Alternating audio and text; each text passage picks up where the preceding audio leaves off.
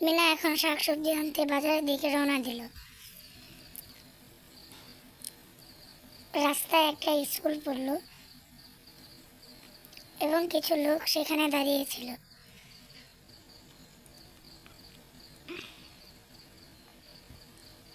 বাজারটা মনে হয় অনেকটাই দূরে। কিছু দূর যেতে দেখতে পেল একটা দোকান। এই দোকান থেকে অবশ্য মিনারা কিছু নেবে না। সামনে দেখতে পেল ওর বাবা সবজিওয়ালার কাছে দাঁড়িয়ে আছে, তাই সেখানে চলে গেল।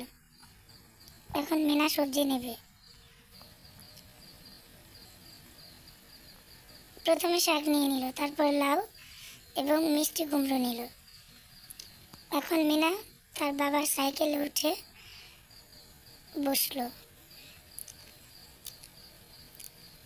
কি মনে হচ্ছে বন্ধুরা? অন্ধকার দেখা যাচ্ছে, মনে হয় ঝড় আসবে। তাই মিনার বাবা মিনাকে নিয়ে খুব দ্রুত সাইকেল চালাতে শুরু করলো। কিছু দূর যেতেই তাদের বাড়ি দেখা গেল।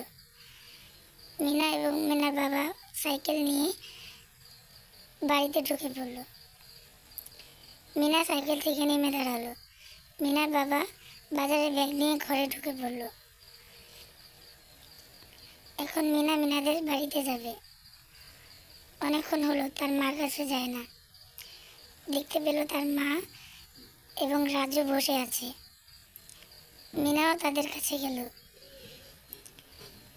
মিনার মা মনে হয় গর্ভবতী। মিনার দাদি মিনার মায়ের জন্য খাবার নিয়ে আসলো এবং সেগুলো তাকে দিয়ে দিল।